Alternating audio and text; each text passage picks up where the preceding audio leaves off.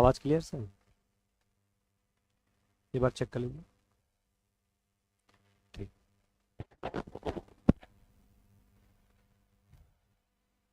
Good afternoon all of you. आज हम लोग स्टार्ट करेंगे LTGIC के जो GS पार्ट का जो क्लास हम लोग देख रहे हैं, उस क्लास का हम लोग आज इतिहास के पार्ट के अंतर्गत, इतिहास विषय के अंतर्गत सिंधु घाटी सभ्यता। कल हम लोगों ने पाषाण काल को देखा था और आज का जो टॉपिक है सिंधु घाटी सभ्यता। ठीक है, तो हम लोग क्या करेंगे, क्रमबद्ध रूप से हर टॉपिक को लेकर चल रहे हैं। अब इसमें विशेष करके क्या ध्यान रखना है कि यह है एक क्रैश कोर्स। क्रैश कोर्स को हम क्रैश कोर्स की ही तरह लेकर चलेंगे, बहुत डेप्थ में यहाँ पर हम नहीं जा सकते क्योंकि आपका एग्जाम भी कम समय है और उसको देखते हुए हमारा ये प्रयास रहेगा कि जो इम्पोर्टेंट प्रश्न बनते हैं, जो आयोग के द्वारा पूछे जा रहे हैं, वो सारे प्रश्न जो हैं उसके आसपास के सारे मैटर हम लोग उसमें ऐड कर लें और जिससे आपको जब भी आप एग्जाम में बैठें तो लगभग बहुत ज़्यादा संभावना हो प्रश्न आपके मिल जाएं। ठीक है, इसी के साथ साथ हमारा एक प्रयास रहेगा कि हम लास्ट में MCQ भी कराएंगे, कुछ प्रश्न को भी हम लोग यहाँ पे सॉल्व कराएंगे। उस टॉपिक को पहले थ्योरी समझेंगे और फिर उसके बाद क्या करेंगे, उसके प्रश्न को हम लोग सॉल्व करेंगे। ठीक है, तो स्टार्ट करते हैं। तो आज का टॉपिक क्या है, सिंधु घाटी सभ्यता। सिंधु घाटी सभ्यता, तो सबसे पहले स्टार्ट हम यहीं से करते हैं।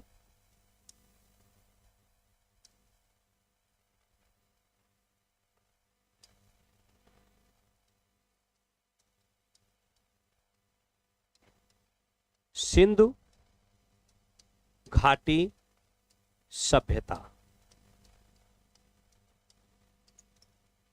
अब ये है क्या, सिंधु घाटी सभ्यता है क्या। शुरुआत हम लोग यहां से यही करना है कि देखिए, जब तक इस स्थल की, जब तक सिंधु घाटी सभ्यता के विषय में किसी को ज्ञान नहीं था या लोगों को जब तक ज्ञान नहीं था, तब तक ये माना जाता था कि भारत की सबसे प्राचीन जो सभ्यता है वो कौन सी सभ्यता है। सबसे प्राचीन सभ्यता भारत की मानी जाती थी वैदिक सभ्यता। कौन सभ्यता, वैदिक सभ्यता, वैदिक सभ्यता। परंतु सबसे प्राचीन पहले यही मानी जाती थी, लेकिन बाद में जब सिंधु घाटी सभ्यता के विषय में लोगों को ज्ञान हुआ, तब 1925 ईस्वी में एक विद्वान हुआ करते थे सर जॉन मार्शल। कौन थे, सर जॉन मार्शल। और जॉन मार्शल ने यह बताया कि भारत की सबसे प्राचीन सभ्यता, जॉन मार्शल ने यह बताया कि भारत की सबसे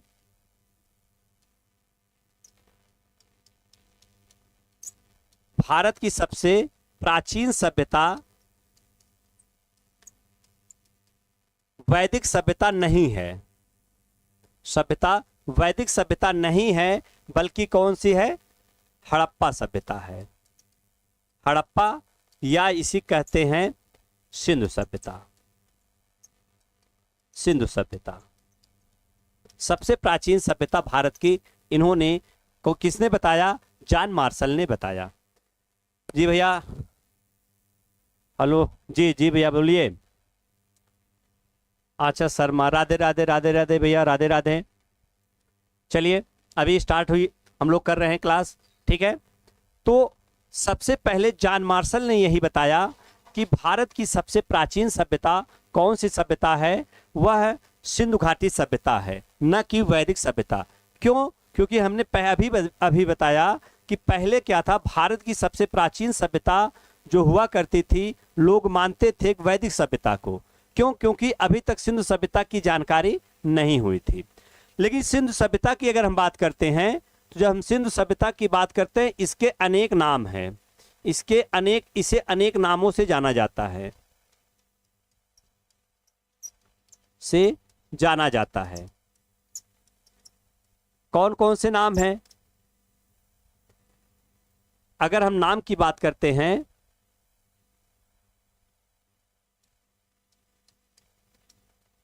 नाम की हम बात करते हैं, तो इसे सबसे पहले एक पहला नाम तो हो गया इसका सिंधु घाटी सभ्यता।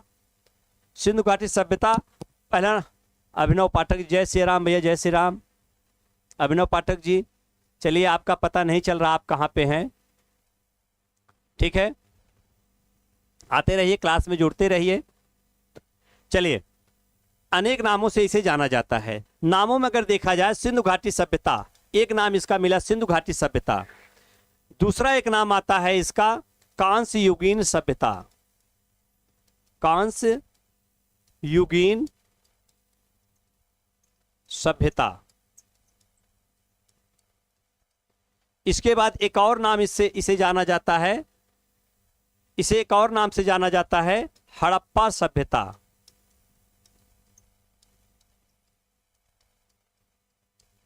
हड़प्पा सभ्यता एक और नाम से जाना जाता है हड़प्पा सभ्यता।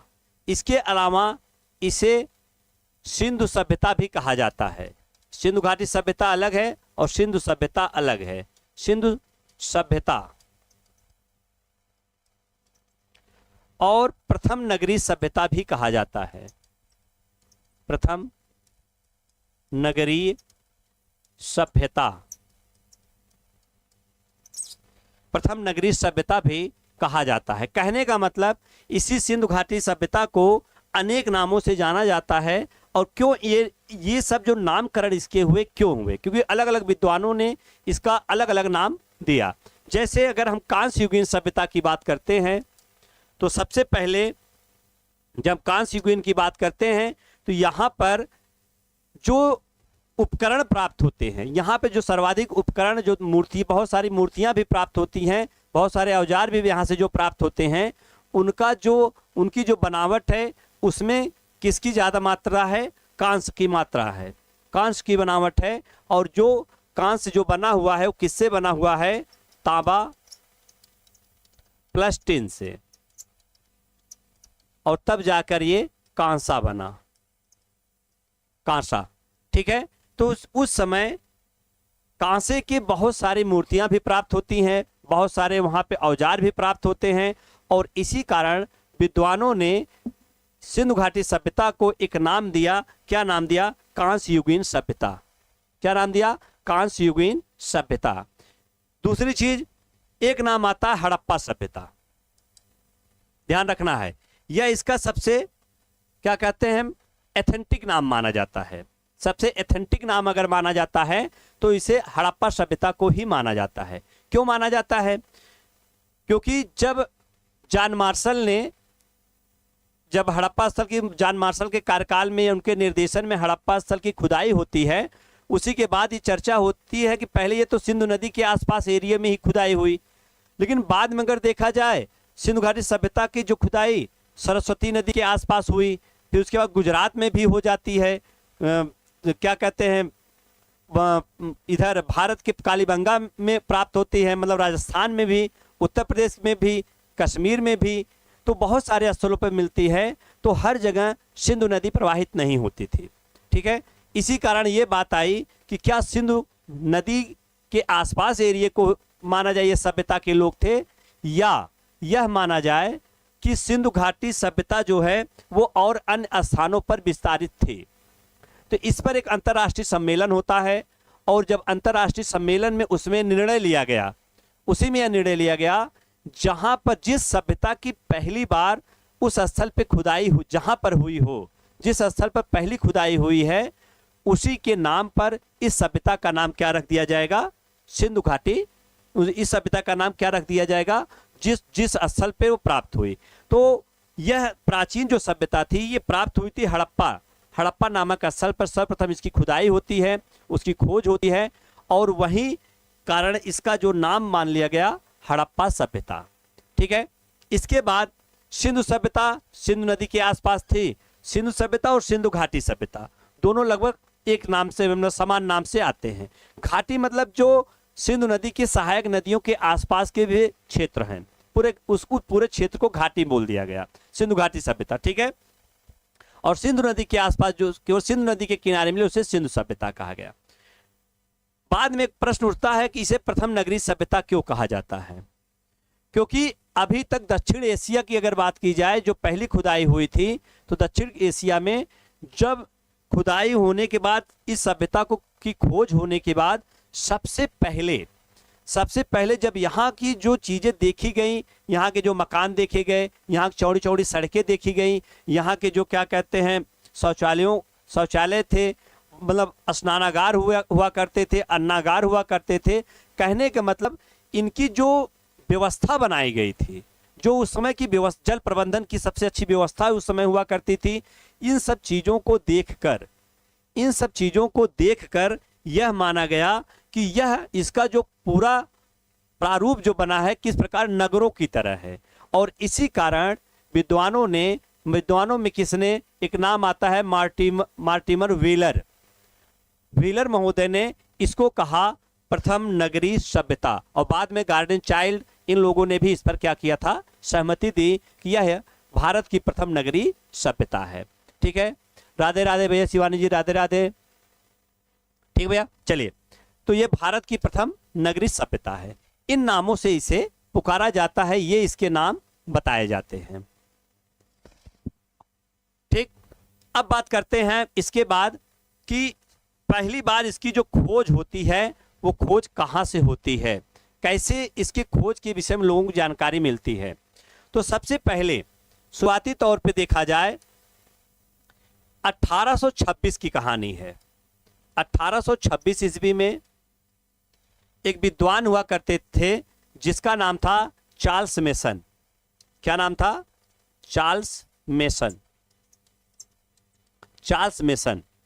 चार्ल्स मेसन पहली बार घूमते टहलते किसी कारणवश वो पहुंच जाते हैं कहां पर, सिंधु घाटी सभ्यता पे पहुंच जाते हैं। कहां पहुंच जाते हैं? सिंधु घाटी सभ्यता पे, मतलब सॉरी, कहां पहुंच जाते हैं? हड़प्पा नामक स्थल पर। हड़प्पा नामक स्थल पर सर्वप्रथम वो यहां पर पहुंच जाते हैं। जब यहां पर वो पहुंचते हैं, जब यहां पर हड़प्पा स्थल पर ये पहुंचते हैं, तो उसी समय इन्हें क्या कहा गया, मतलब उन्होंने देखा कि जो हड़प्पा स्थल है, यहाँ के जो बहुत सारे, यहाँ पे एक टीला नुमा हुआ करता था, टीले की तरह था, और इनको ये महसूस हुआ कि शायद यहाँ पर किसकी, यहाँ हो सकती है प्राचीन कोई सभ्यता रही हो। इन्होंने कहा कि यहाँ मतलब हड़प्पा में कोई सभ्यता बसी थी, कोई सभ्यता थी, हड़प्पा में कोई सभ्यता पहले थी। और बाद में 1842 में इन्होंने एक पत्र निकाला, उस पत्र के माध्यम से इस चीज का जिक्र किया। 1842 में, 1826 में वो पहली बार हड़प्पा पहुंचे थे, लेकिन उसी बीच में जब ये चर्चा हुई तो उसी बीच में एक नाम है अलेक्जेंडर कनिंघम। अलेक्जेंडर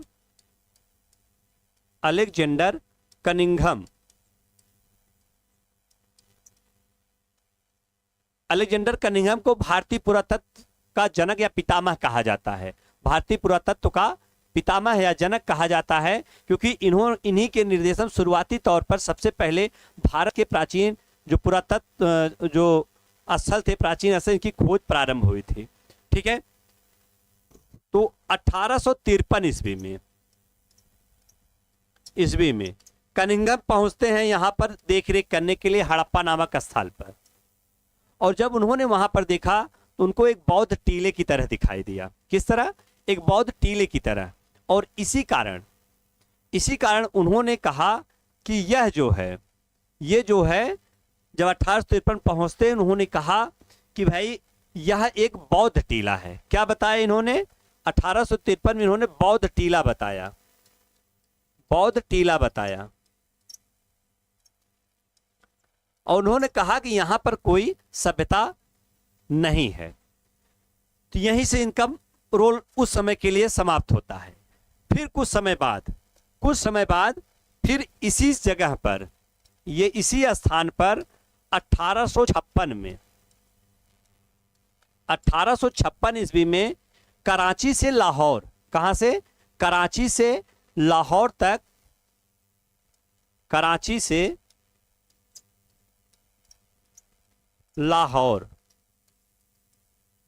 से लाहौर रेल पटरी बिछ रही थी, रेलवे लाइन बिछाई जा रही थी।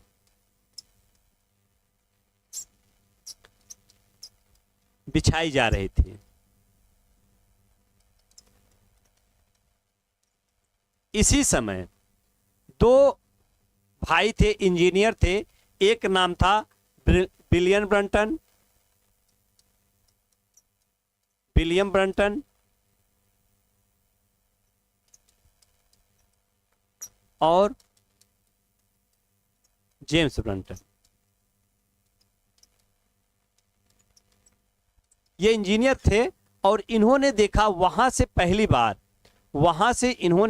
बार क्या किया, यहां से विलियम जो बंधु थे, ब्रंटन बंधु जो थे, इन्होंने जब खुदाई हो रही थी तो वहां ईंटों के बहुत सारे रोड़े प्राप्त हुए। क्या प्राप्त हुए? ईंटों के बहुत सारे रोड़े प्राप्त होते हैं। और जब रोड़े मिले तो उन रोड़ों को जब इन्होंने देखा, इन्होंने पहले कहा कि यहाँ कोई न कोई सभ्यता रही होगी। और ये चीजें फिर चर्चा में एक बार हड़प्पा स्थल का एक बार फिर से चर्चा आया, ठीक है। लेकिन फिर भी उस तरह कोई विशेष ध्यान नहीं दिया गया। और उसी के बाद 1856 में, फिर 1856 ईस्वी में, 1870 ईस्वी में, 1870 ईस्वी में कनिंघम दूसरी बार गए। कनिंघम दूसरी बार इसकी यात्रा किए, हड़प्पा गए, ठीक है। और दूसरी बार जब वहां पे जाते हैं, वहां दूसरी बार वहां जब देखते हैं, वहां पर इन्होंने देखा कि हड़प्पा, फिर वही चीज इन्होंने दोहराया कि हड़प्पा पर कुछ नहीं, कोई सभ्यता नहीं है। यह क्या है? यह मात्र क्या है? एक टीला है, एक बौद्ध टीला है। यहीं तक बताकर फिर वापस आ जाते हैं। तो कहने का मतलब यहां से एक प्रश्न बन जाता है कि कौन पुरातत्वविद था जो हड़प्पा स्थल के महत्व को नहीं समझ पाया? तो कनिंघम ही वही व्यक्ति थे। इन्होंने हड़प्पा के महत्व को समझने में चूक की, समझने में चूक की। कहने का मतलब कि कनिंघम ऐसे व्यक्ति थे जो वहां पर जाने के बाद जब पहुंचते हैं कनिंघम, और वहां पर इनको ये लगा कि यहाँ पर एक बौद्ध टीला है, यहाँ कोई सभ्यता विकसित नहीं है, नहीं रही होगी। इसी कारण इन्होंने ये माना कि हड़प्पा जो है, मतलब इसके महत्व को इन्होंने समझ नहीं पाए, और शायद ये उसके एक बहुत बड़ी सभ्यता के खुदाई के श्रेय लेने में ये असमर्थ रहे। अब फिर इसके बाद जब इसकी चर्चा होती है हड़प्पा की, तो कहां से होती है? हड़प्पा की जब इसके बाद चर्चा जब होती है तो कहां से होती है? फिर शुरुआत होती है कहां से? 1921 ईस्वी से। 1921 ईस्वी में जॉन मार्शल के निर्देशन में,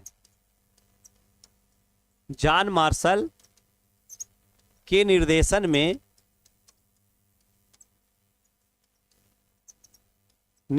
में दयाराम साहनी ने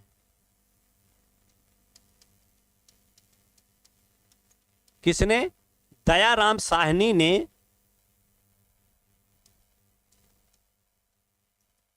हड़प्पा स्थल की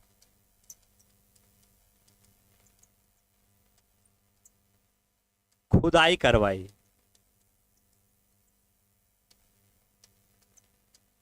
कब करवाई थी? 1921 ईस्वी में। 1921 ईस्वी में दयाराम साहनी ने जॉन मार्शल के निर्देशन पर हड़प्पा नामक स्थल की खुदाई करवाई। जब यहाँ पे खुदाई होती है तो यहाँ से बहुत सारी चीजें प्राप्त होती हैं।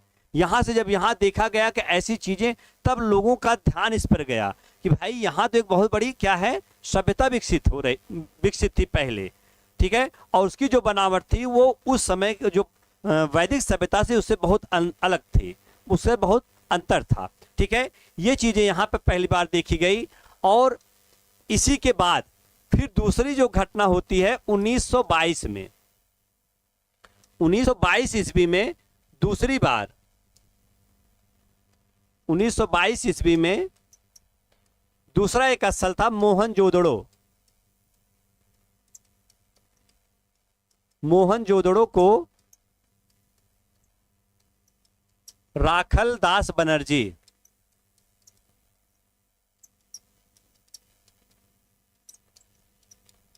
द्वारा खोजा गया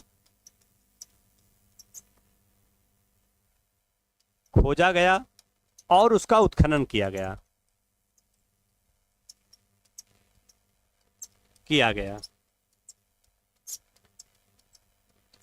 कहने का मतलब फिर एक ही साल अगले वर्ष ही स्थिति ऐसी हो जाती कि मोहनजोदड़ो नामक एक नए स्थल की खोज होती है और उसको खोज किसने किया? राखलदास बनर्जी ने किया। और जब देखा गया तो यह हड़प्पा से भी बड़ा स्थल प्राप्त हो गया। हड़प्पा से भी क्या विशाल यहाँ पर बहुत सारी चीजें प्राप्त होना शुरू हुई। तब उस समय तब लोगों का ध्यान जो था पूरी तरह से हड़प्पा सभ्यता पर केंद्रित होता है। ठीक है। और इसके बाद फिर अलग अलग समय पर अलग अलग स्थलों की खुदाई होती है और उसमें सबसे ज्यादा, और उस समय क्या था, जो वर्तमान का पाकिस्तान है उस समय विभाजन नहीं हुआ था, तो पाकिस्तान, उसके बाद भारत, कुछ भाग अफगानिस्तान से जोड़कर हड़प्पा सभ्यता के एक विशाल साम्राज्य वहां पर जो खुदाई के माध्यम से प्राप्त होता है। ठीक है। ये चीजें उस समय प्राप्त हुई। अब यहीं से लोगों का ध्यान अब इस स्थल पर आ गया। ठीक है। जब यहां से जब खुदाई हुई, बहुत सारी चीजें प्राप्त हुई, तो लोगों को आश्चर्य हुआ। अब प्राप्त क्या क्या हुआ, तो थोड़ा सा पहले हम इसकी विशेषता पढ़ लेते हैं, हम इसकी विशेषता देख लेते हैं और फिर उसके बाद स्थलों की प्रमुख जो स्थल हैं हम उन स्थलों की बात करते हैं। ठीक है। तो जो सारे स्थलों से जो खुदाई होने के बाद क्या इसके उस समय की क्या विशेषता थी, जो साक्ष्य प्राप्त होते हैं, जो अवशेष प्राप्त होते हैं, उसके आधार पर यह अनुमान लगाया गया कि ये लोग ऐसे रहे होंगे, इनका समाज ऐसे रहा होगा, इनकी आर्थिक स्थिति ऐसी रही होगी, इनका खान पान ऐसा रहा होगा, और ये लोग इनका राजनीतिक स्थिति, मतलब इस सब के विषय में क्या है, जब इनकी व्यापक खुदाई होती तो जानकारी प्राप्त होती है। तो जब हम इनकी विशेषताओं की बात करते हैं,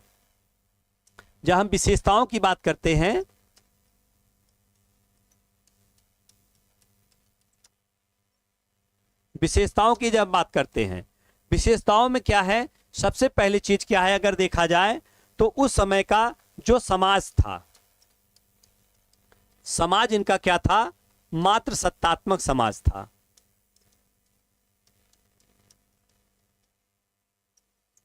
मात्र सत्तात्मक समाज था। किस प्रकार का समाज था?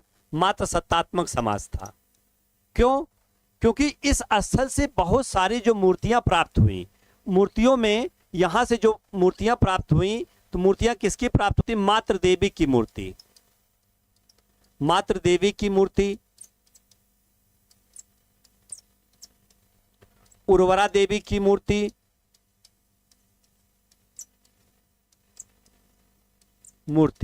ये चीजें प्राप्त होती हैं। कहने का मतलब वहां के लोग ज्यादा से ज्यादा किसकी पूजा करते थे, तो वो उस समय के लोग, ये माना जाता मात्र देवी की पूजा करते थे। तो ये अनुमान ये लगाया गया, माना जा गया इतिहासकारों के द्वारा कि उस समय का जो समाज रहा होगा मात्र सत्तात्मक समाज रहा होगा, माता को उचित दर्जा या महिला को उचित दर्जा दिया गया रहा होगा। ठीक है। दूसरी चीज, इस समय जब हम इनकी बात करते हैं विशेषताओं में, दूसरी विशेषता की अगर हम बात करते हैं, उस समय लोगों का जो मंदिर व्यवस्था थी या नहीं थी, तो यहां पे आपको ध्यान में रखना है, मूर्ति पूजा थे, ये करते थे, मूर्ति पूजक थे, परंतु मंदिर के साक्ष्य नहीं मिले, मंदिर के साक्ष्य नहीं मिले। मतलब उस समय लोग मूर्ति की पूजा करते थे क्योंकि बहुत सारी मूर्तियां प्राप्त होती हैं, लेकिन क्या है, यहां पर मंदिर के साक्ष्य नहीं प्राप्त होते हैं। ठीक है। ये चीज विशेष करके आपको यहां पे ध्यान रखना है। अगर पूछा जाए मूर्ति पूजा का प्रथम साक्ष्य कहां मिलता है भारत में, तो मूर्ति पूजा का प्रथम साक्ष्य यहीं पर मिलता है। ठीक है। कहां मिलता है? यहीं मिलता है, मंदिर के साक्ष्य नहीं मिलते हैं। दूसरी चीज, यहाँ पे एक ऐसी मूर्ति मिलती है, कहाँ से? मोहनजोदड़ो से। मोहनजोदड़ो से अगर एक ऐसी मूर्ति मिलती है जो त्रिमुखी देवता है, त्रिमुखी देवता की मूर्ति मिलती है, त्रिमुखी देवता की मूर्ति मिलती है। और वह जो मूर्ति थी, ये जो मूर्ति थी त्रिमुखी देवता की, इसके दाएं तरफ बाघ और हाथी थे।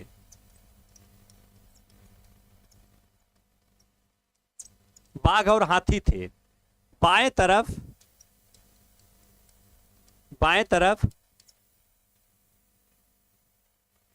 भैंसा और गैंडा थे। भैंसा और गैंडा थे। इसे कहा क्या गया? इसे कहा गया पशुपतिनाथ की मूर्ति। पशुपति मूर्ति, पशुपति की मूर्ति। अब ये जो पशुपति की मूर्ति थी, इसी को मार्शल ने एक नाम दिया। क्या नाम दिया? आद्य शिव कहा। आद्य शिव कहा। तो कहने का मतलब, अगर देखा जाए शिव के रूप में एक जो साक्ष्य मिलता है प्रथम शिव की पूजा का, या तो उस समय क्या था, कहाँ मिलता है? ये मिलता सिंधु घाटी सभ्यता में मिलता है। कहाँ मिलता है? सिंधु घाटी सभ्यता में मिलता है। ठीक है, तो ये प्राचीन, लेकिन वो क्या था? उस समय पशुओं के देवता थे। किसके देवता हुआ करते थे? ये माना गया वो पशुओं के देवता रहे होंगे। ठीक है, ये चीजें। दूसरी चीज, इस समय के समाज के जो पशु हुआ करते थे, पशु में अगर देखा जाए तो गाय, सिंह, घोड़ा, इन सब के इनके मोहरों पर कोई साक्ष्य नहीं मिलता। मतलब उस समय के पशु में गाय, सिंह, घोड़ा का साक्ष्य कहां पर? उनकी मोहरों पर। मोहरों पर उनकी आकृतियों का कोई साक्ष्य नहीं मिलता।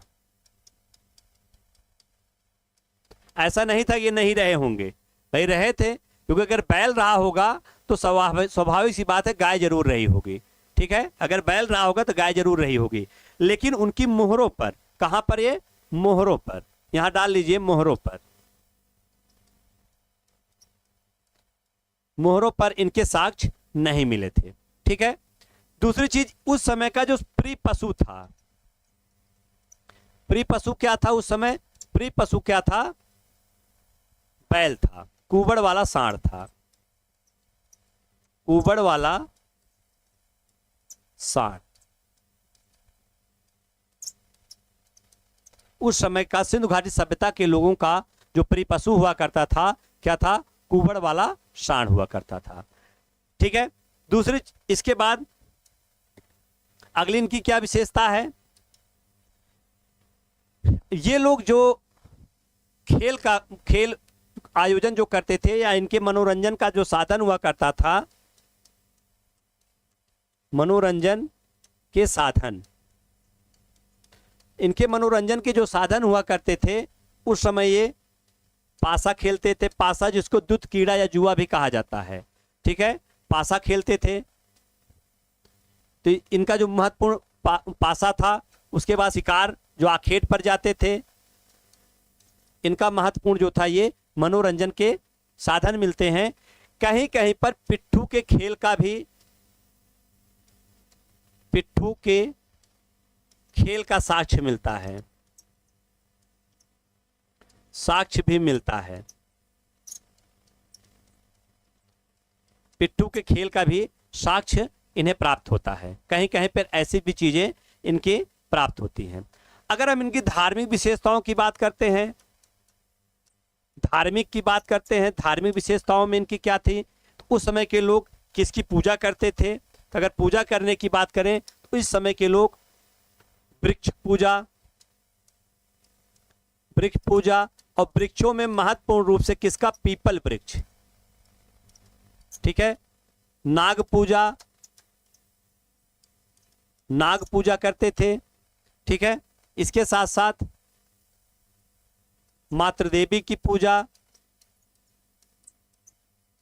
इनका जो धार्मिक रोल था, ये जो धार्मिक जो इनका काम था, मतलब जो पूजा पाठ करते थे, तो ये कहने वाले प्रकृति से जोड़कर सबकी पूजा करते थे। ये जो प्रकृति से जुड़ी हुई चीजें उस समय महत्वपूर्ण रूप से हुआ करती थी। और अगर इसमें वृक्षों में भी अगर पूछा जाए तो पीपल वृक्ष उस समय इनके लिए बहुत महत्व हुआ करता था, जो साक्ष्य वहां से प्राप्त होते हैं। ठीक है, इसके साथ पशुपत पूजा, पशुपत की पूजा ये करते थे। इसी के साथ साथ धार्मिक रूप से इनका जो यज्ञ या इसको कहते हैं हवन कुंड के भी साक्ष्य मिलते हैं। या तो इससे अनुमान लगाया गया ये लोग हवन भी करते रहे होंगे, क्योंकि कालीबंगा से देखा जाए तो वहां पर क्रमगत रूप से सात यज्ञ वेदी के साक्ष्य मिलते हैं। लोथल से भी 2-3 मिलते हैं। तो कई जगहों से ये साक्ष्य प्राप्त हुए। इससे अनुमान लगाया गया कि इन लोगों का जो उस समय के लोग यज्ञ और हवन कुंड भी मतलब यज्ञ भी किया करते थे। ठीक है, इसी के साथ साथ अगर और भी हम बात करते हैं, इनकी राजनीतिक व्यवस्था कैसी थी। राजनीतिक व्यवस्था, जब हम इनकी राजनीतिक व्यवस्था की बात करते हैं, इनका शासन कैसे चलता था, इसका मतलब ये शासन कैसे चलाया जाता था। जब शासन की हम बात करते हैं तो शासन में उस समय के जो शासन व्यवस्था हुआ करती थी, तो अलग अलग विद्वानों ने इसके अलग अलग मत दिए। कुछ लोगों के अनुसार ये कहा गया कि ये क्या था, पुरोहित शासन था, पुरोहित शासन। कुछ लोगों ने कहा नहीं, पुरोहित शासन नहीं था, ये क्या था, इनकी जो व्यवस्था थी ये वणिक मतलब जो व्यापारी वर्ग हुआ करते थे वो शासन व्यवस्था देखते थे। कौन, ये वणिक वर्गों की बात की है। वणिक वर्ग शासन देखते थे, वणिक वर्गों का शासन था। कुछ लोगों का ये मानना था राजतंत्रात्मक व्यवस्था थी, राजतंत्रात्मक व्यवस्था थी।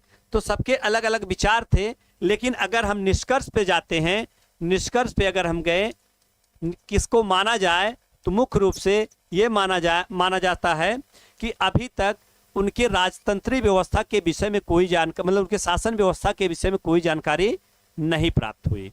अभी तक इनके शासन व्यवस्था के विषय में कोई जानकारी नहीं प्राप्त हुई। शासन व्यवस्था के विषय में कोई जानकारी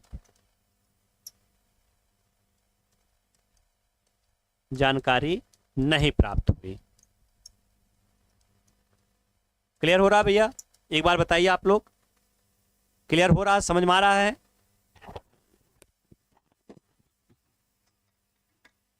फटाफट बताइए।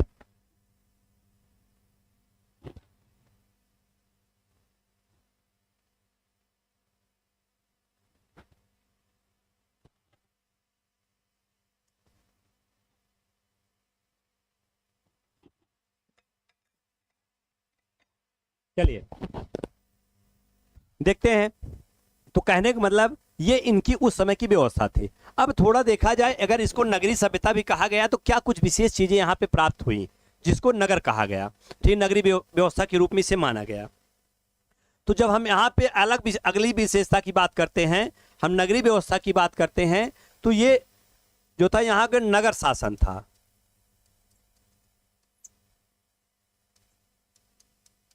शासन व्यवस्था हुआ करती थी, कौन सी थी? नगरी शासन व्यवस्था। अब नगरी शासन व्यवस्था में कैसे माना जाए, तो यहां की जो सड़कें थी पक्की और कच्ची दोनों कच्ची दोनों ईंटों से बनती थी।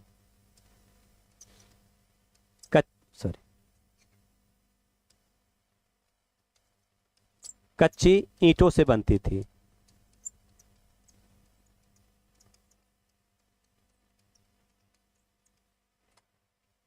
सड़कें जो हुआ करती थी, सड़कों की तरफ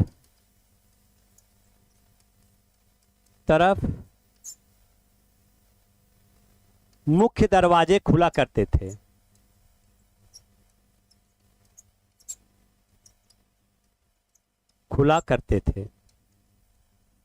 कहने का मतलब इस समय के लोगों जो सड़कें हुआ करती थी, जो सड़कें थी वो सड़कें किस प्रकार की थी? वो सड़कें जो आज भी देखिए शहरों में, शहर में जो घर का जो गेट खुला, मुख्य गेट खुलता है, वो उसकी गली जो सड़क होती थी उस सड़क के अब पास ही खुला होता है। उस प्रकार यहाँ पर भी देखने को मिलती हैं। केवल लोथल को छोड़कर बाकी सारी चीज़ें मतलब अन्य स्थान से भी जो वहाँ की जो सड़कें हैं और जो मुख्य दरवाजे हुआ करते थे वो सब यहाँ पे देखने को मिलते थे। दूसरी चीज, उस समय सड़कों के किनारे क्या थे? नालियां हुआ करती थी।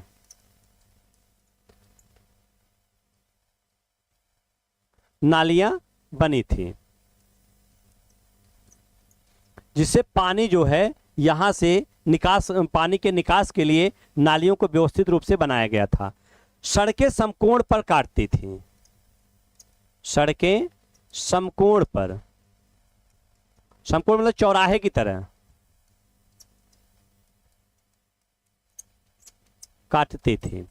ठीक है, सड़कें समकोण पर काटती थी और जिसमें सबसे बड़ी सड़क जो देखी गई, क्या कहाँ की सबसे चौड़ी सड़क, सबसे बड़ी सड़क वो मोहनजोदड़ो की थी। और मोहनजोदड़ो में ही सबसे व्यवस्थित रूप से समकोण पर प्राप्त हुई, जो सड़क प्राप्त हुई समकोण से काटती हुई मोहनजोदड़ो में प्राप्त होती है।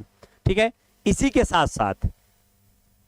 साथ साथ जल निकास की व्यवस्था, जल संरक्षण की व्यवस्था, इस प्रकार करके बहुत सारी चीजें यहाँ से प्राप्त होती हैं। तो इसे अनुमान लगाया गया कि इनकी जो व्यवस्था थी पूरी तरह क्या थी?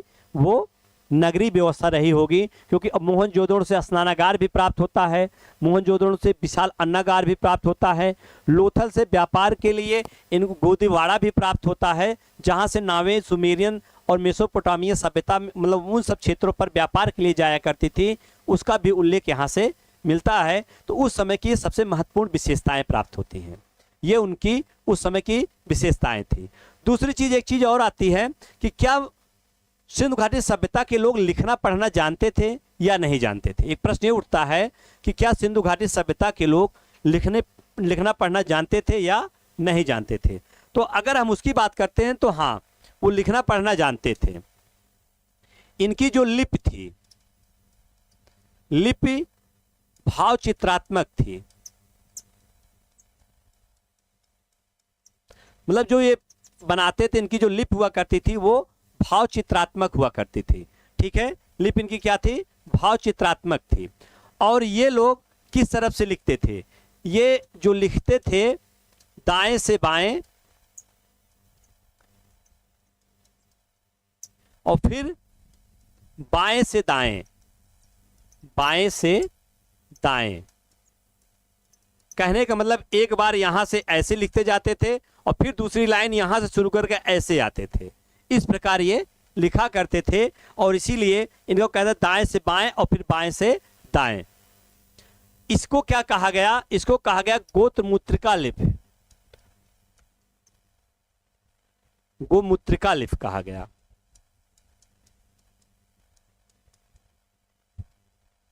सॉरी,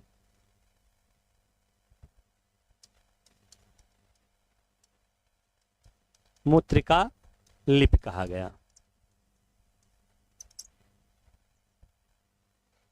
ठीक है, तो इनकी लिपि को यह नाम दिया गया। लेकिन सबसे बड़ी चीज यह है कि इनकी जो लिपि है ये तो प्राप्त हुई, सबसे बड़ी लिपि कहां से प्राप्त होती है? ये प्राप्त होती धौलावीरा से। धौलावीरा से 10 अक्षरों का साइन बोर्ड मिलता है। साइन बोर्ड, 10 अक्षरों का साइन बोर्ड वहां से प्राप्त होता है। लेकिन अभी तक इनकी जो लिपि है, इनके जो चीजें इन्होंने लिखा है उसको अभी तक पढ़ा नहीं गया है, अभी तक उसको कोई पढ़ नहीं पाया है। और इनको इसी कारण क्या है कि इनके विषय में जो अनुमान लगाया जाता है वो इसीलिए लगाया जाता है, वो उनके जो पुरातात्विक जो साक्ष्य प्राप्त हुए हैं, जो खुदाई के माध्यम जो चीजें प्राप्त हुई उसी से लगाया जाता है। ठीक है, क्योंकि इसको पढ़ ही नहीं कोई पाया कि किस भाषा में है और किस लिपि में ये लिखी गई है। ठीक है, क्लियर हुआ? तो यहाँ पर इनकी उस समय की महत्वपूर्ण विशेषता हुआ करती थी, उस समय इनकी महत्वपूर्ण विशेषता ये थी। अब हम इसके बाद बात करते हैं इनका विस्तार कहाँ पर था, कितने क्षेत्रों पर इनका विस्तार था। उत्तर में कहां पर था, पूर्व में कहां पर था, पश्चिम में कहां पर था, दक्षिण में कहां पर था। तो जब हम इसके विस्तार की बात करते हैं तो इनका जो विस्तार था वो इनका जो एरिया था लगभग माना जाता है 1300 से 1600 किलोमीटर के आसपास माना जाता है। इनका जो विस्तार था, ये नॉर्थ का अगर हम मान लें, ये साउथ मान लें, ये ईस्ट मान लें, ये वेस्ट मान लें, ठीक है। 4 दिशाओं में इनका सबसे उत्तर में कहां तक ये थे, इनका विस्तार हुआ सिंधु घाटी सभ्यता के लोगों का, सबसे दक्षिण में कहां पर है, सबसे पूर्व में कहां पर है और सबसे पश्चिम में कहां पर है।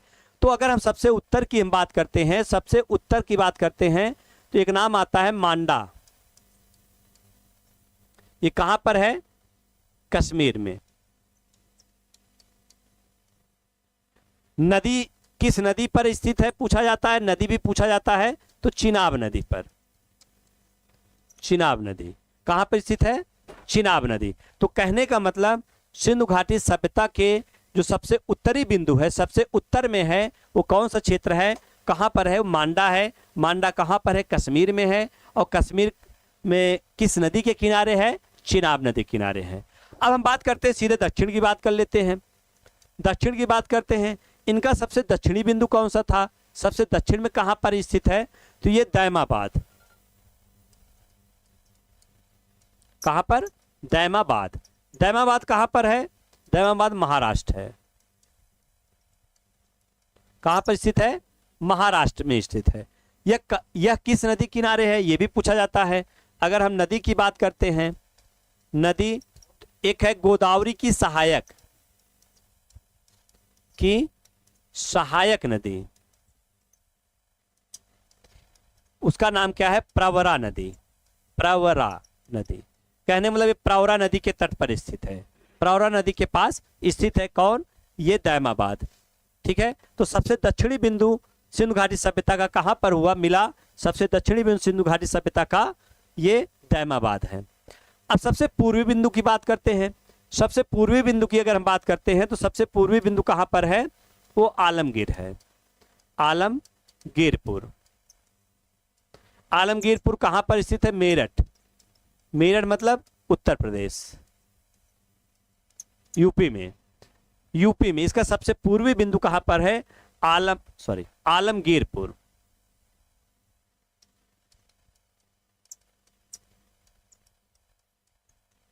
आलमगीरपुर, ठीक है, आलमगीरपुर में, ठीक है। इसके बाद किस नदी के किनारे, अगर यहां से नदी पूछी जाए किस नदी पर स्थित है, तो एक नदी का नाम है हिंडन। हिंडन नदी के किनारे यह स्थित है। इसका विस्तार कहां पर है, हिंडन नदी के किनारे में, हिंडन नदी पर यह स्थित है और सबसे पूर्वी बिंदु ये है।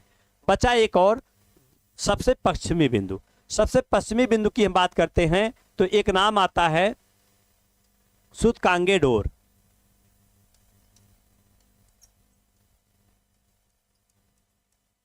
सूतकांगेडोर एक नाम आता है, सूतकांगेडोर। ये कहां पर स्थित है, बलूचिस्तान। बलूचिस्तान जो है कहां पर है, ये पाकिस्तान में। बलूचिस्तान कहां पर है, पाक में है, पाकिस्तान में है। किस नदी की अगर बात करें, नदी पूछा जाए, नदी कौन सी है, दास्क नदी। कौन सी नदी है, दास्क नदी। तो एक चीज यहां देखिए, यहां से कई प्रश्न आपके बन जाते हैं। प्रश्न ये बन जाता है कि मांडा में सिंधु सभ्यता का सबसे पूर्वी बिंदु कौन से, एक प्रश्न ये बन गया। मांडा है, किस नदी किनारे स्थित है, चिनाब नदी किनारे। किस जगह स्थित है, तो कश्मीर, मतलब कश्मीर राज्य में स्थित है। आलमगीरपुर मतलब पूर्वी बिंदु आलमगीरपुर में स्थित है। मेरठ उत्तर प्रदेश में स्थित है। और कौन सी नदी है, हिंडन है। दैमाबाद महाराष्ट्र में गोदावरी की सहायक नदी प्रवरा पर स्थित है, ठीक है। और सूतकांगेडोर बलूचिस्तान, पाकिस्तान के बलूचिस्तान में है। और कौन सी नदी है, दाइस्क नदी या दास्क नदी है, ठीक है। ये इसके विस्तार ये माना जाता है। और विस्तार किस प्रकार इसका है, ये त्रिभुजाकार है। त्रिभुजाकार विस्तार इसका किस प्रकार का है, त्रिभुजाकार इसका विस्तार है, ठीक है। इसके बाद अगर हम बात करते हैं इनके, हम कुछ जो ये लोग व्यापार करते थे, जो व्यापार करते थे और व्यापार एक कहाँ से कहाँ पर, मतलब कौन सी चीज़ें कहाँ से मंगाते थे, कुछ चीज़ों की एक आपको हम ये लिस्ट दे रहे बता दे रहे हैं। जैसे अगर पूछा जाए कि यहाँ के लोग सोना कहाँ से मंगाते थे, अगर सोना मंगाने की बात करते हैं तो सोना अफगानिस्तान से, ईरान से, कर्नाटक से, इन स्थानों से ये लोग सोने का व्यापार करते थे। कहाँ से व्यापार करते थे? अफगानिस्तान, ईरान और कर्नाटक से। ठीक है। चांदी की बात करते हैं, चांदी के व्यापार कहाँ से करते थे? अफगानिस्तान और ईरान से करते थे। तांबा कहाँ से लाते थे? बलूचिस्तान। खितड़ी, खितड़ी कहाँ पर है? राजस्थान में। खितड़ी की खान आज भी तांबे के लिए प्रसिद्ध है। कहाँ पे है? राजस्थान में। टिन कहाँ से लाते थे? ये ईरान और अफगानिस्तान से। ईरान और अफगानिस्तान से टिन का व्यापार करते थे। और गोमेद सौराष्ट्र से लाते थे, जो गुजरात के पास है। लाजवर जो लाते थे मेसोपोटामिया से लाते थे। और सीसा लाते थे ईरान से। मतलब इन सब स्थलों से इनका जो क्या था? व्यापार हुआ करता था। इन सब स्थलों से इनका व्यापार हुआ करता था और ये लोग यहाँ से ये चीजें मंगाते थे। सोना भी अगर देखा जाए, सोना ये कहाँ से ज्यादा प्राप्त करते थे? अगर भारत में यहाँ पे सिंधु नदी से, सिंधु नदी से इनको सोना प्राप्त होता। और सिंधु इनकी सबसे महत्वपूर्ण नदी थी। सिंधु नदी इस सभ्यता के लोगों की सबसे महत्वपूर्ण नदी हुआ करती थी। ठीक है। और उसी के आसपास सब वहीं से विस्तार इनका और अन्य स्थानों पर बढ़ता चला गया। रही बात, ये बात आती है, एक प्रश्न ये भी बनता है कि अगर ये लोग ऐसे थे, जैसे आपका प्रश्न बनेगा सर अगर ये लोग ऐसे रहे होंगे, इतने ज़्यादा व्यवस्थित रहे होंगे और इनका जो नगरीय व्यवस्था रही होगी, पक्के ईंटों के मकान बनाते रहे होंगे, सड़कें अच्छी थी इनकी, क्या कहते हैं, इनके मकानों में शौचालयों की पहले से व्यवस्था थी, विशाल स्नानागार हुआ करता था और आपातकाल में निपटने के लिए अन्न का भंडार ये रखते थे, कहने मतलब अन्नागार भी प्राप्त होता था। तो अगर ऐसी विशेषताएं उस समय के लोगों में थी, उस समय के समाज में थी, उस समय के सभ्यता में थी, तो ये कहाँ चले गए? ये समाप्त क्यों हो गए? एक प्रश्न ये भी बनता है। ठीक है, बनता है ना कि भाई ये लोग कहाँ चले गए, ये समाप्त कैसे हो गए? तो इनकी भी बात आती है। तो बहुत सारे विद्वानों का इसका अलग अलग मत है। कुछ लोगों ने ये माना कि जो धीरे धीरे जलवायु परिवर्तन होता है, कुछ लोगों ने माना कि जलवायु परिवर्तन हुआ और जलवायु परिवर्तन के कारण कि जहाँ पे पहले वर्षा अच्छी होती थी, अब धीरे धीरे वहाँ सूखा पड़ने लगा और वहाँ से लोग पलायन करने लगे। कुछ विद्वान ने माना कि मलेरिया हो गई। कुछ विद्वान ने माना कि एक तरफ से मलेरिया रोग फैल गई, मतलब महामारी आ गई और उस महामारी में धीरे धीरे लोग सब समाप्त हो गए। लेकिन अगर ये प्रश्न ये बनता है कि अगर जलवायु परिवर्तन हुआ होगा, जलवायु परिवर्तन होने के कारण ये लोग एक स्थान से दूसरे स्थान पे गए होंगे, तो क्या ये अपनी सभ्यता भूल गए होंगे? भाई जो चीजें इन्होंने बनाया होगा वो भूल थोड़ी गया होगा, क्योंकि बाद की जो सभ्यता आती है, दूसरी सभ्यता भारत की, जिसको कहा जाता है वैदिक सभ्यता, तो वैदिक सभ्यता पूर्णतः क्या थी? ग्रामीण सभ्यता थी। उनको इन सब चीजों का ज्ञान नहीं था, तो उनका ज्ञान कहाँ चला गया है? भाई इस पे क्वेश्चन मार्क उठ जाता है। अगर महामारी आई, मलेरिया आई, तो क्यों सिंधु घाटी, मोहनजोदड़ो में आ गई, हड़प्पा में आ गई, चमुंदड़ो में आ गई, तो गुजरात में बहुत सारे स्थल थे, वो क्यों समाप्त हो गए? भाई गुजरात में क्यों आ गई? भाई किस कारण गुजरात के समाप्त हुए? फिर कुछ प्रश्न उठ जाता है। कुछ विद्वानों का मानना, जैसे मार्शल का और लोगों का मानना है, मैके का, कि सिंधु नदी में बाढ़ आ गई और सिंधु नदी में बाढ़ आने की वजह, मतलब 7 बार बाढ़ आई और 7 बार उजड़ा मोहनजोदड़ो और 7 बार मोहनजोदड़ो बसा, ये उनका मानना था। तो यहां से प्रश्न उठता है कि अगर 7 बार उजड़ने के बाद 7 बार बस गया, तो उसके बाद 8वीं बार क्यों नहीं बस पाया? 8वीं बार भी बस जाना चाहिए था। ठीक है, ये प्रश्न बनता है। लेकिन जब हम इसके निष्कर्ष पे पहुंचते हैं तो ये मानते हैं कि ये जो घटनाएं हुई थी, ये इसके एक कोई कारण नहीं होगा कि सिंधु घाटी सभ्यता इस तरह अपने आप में इतनी बड़े, इतने लंबे समय चलने के बाद और धीरे धीरे वो समाप्त हो जाए। इसमें कोई एक कारण नहीं रहा होगा, ये माना गया। उसके अलग अलग थोड़े थोड़े सारे कारण रहे होंगे। अब सभी कारणों में कैसे माने जाते हैं? जैसे अगर बाढ़ आई होगी तो मोहनजोदड़ो समाप्त हुआ, तो मोहनजोदड़ो उस समय का केंद्र हुआ करता था। सब वहां से और अन्य स्थान से लोग व्यापार करने आते थे। ठीक है, अगर आपको इसके विषय में और भी अगर थोड़ा सा मूवी के रूप में अगर देखना है तो एक मूवी आई थी मोहनजोदाड़ो, एक मूवी आई थी मोहनजोदाड़ो। और मोहनजोदाड़ो जब आप देखेंगे उस मूवी का जो वहाँ का रोल दिखाया गया है वो कल्पना के माध्यम से बनाई गई मूवी है।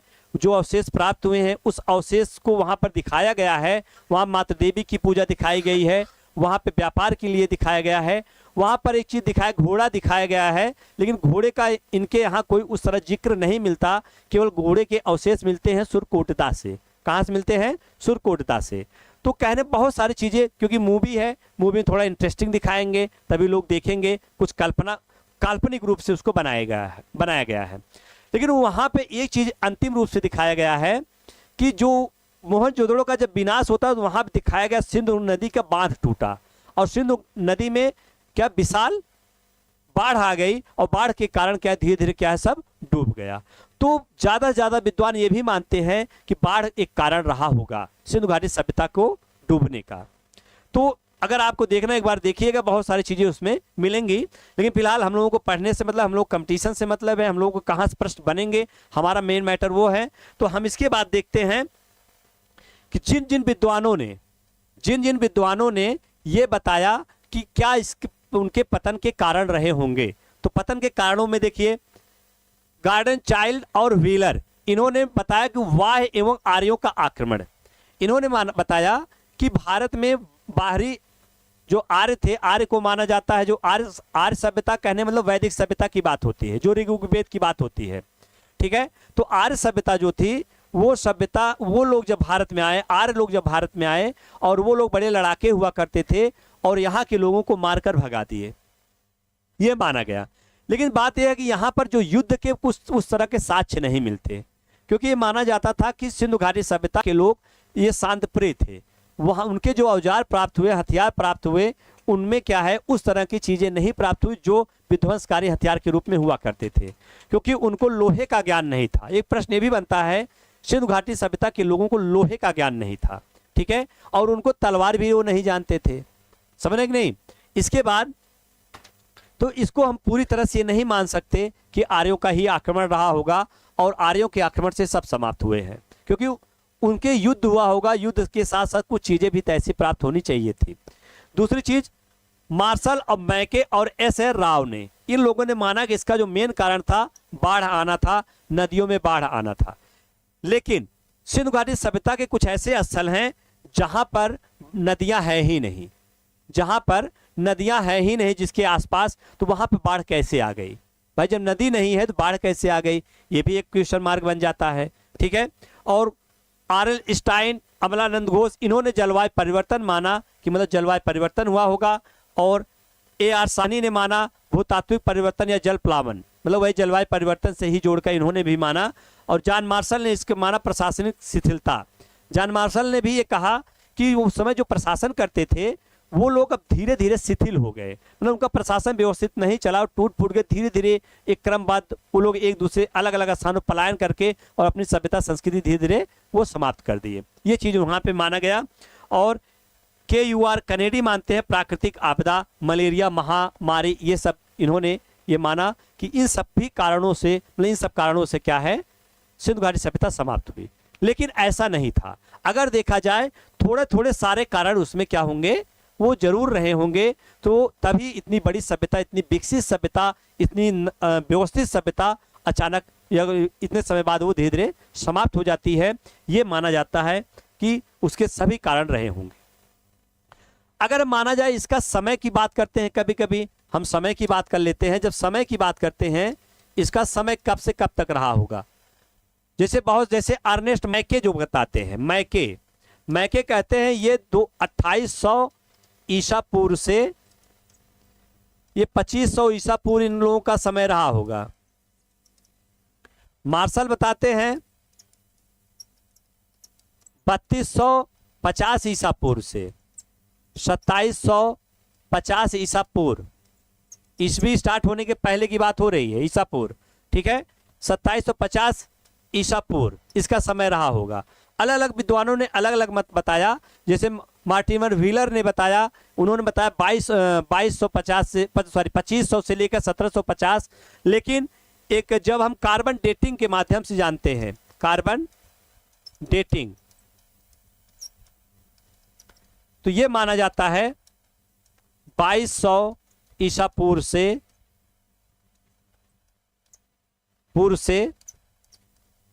1750 ईसा पूर्व ये लोग रहे होंगे, ये विकसित रूप से रहे होंगे, विकसित रूप से इनका जो समय माना गया ये रहे होंगे, और ये इनका जो था ये धीरे धीरे समाप्त हो गए।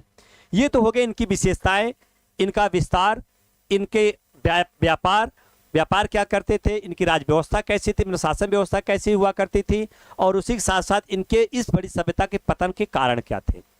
अब हम थोड़ा सा बात करते हैं कि इनके जो पतन हुआ, मतलब इनके प्रमुख स्थलों की हम बात करते हैं। जो प्रमुख स्थल थे उनके कौन कौन से महत्वपूर्ण थे, ठीक है, क्योंकि प्रश्न आपके वहां से भी बनता है, और वो किस नदी के किनारे स्थित है, कहाँ पे स्थित है, किस नदी के किनारे स्थित है, इस प्रकार करके यहाँ प्रश्न यहाँ से बनते हैं, ठीक है।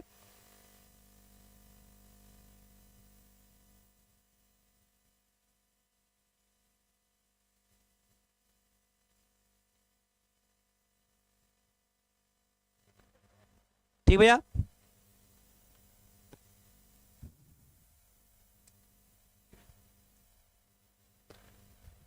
तो आपका क्या है, सिंधु सभ्यता के स्थल,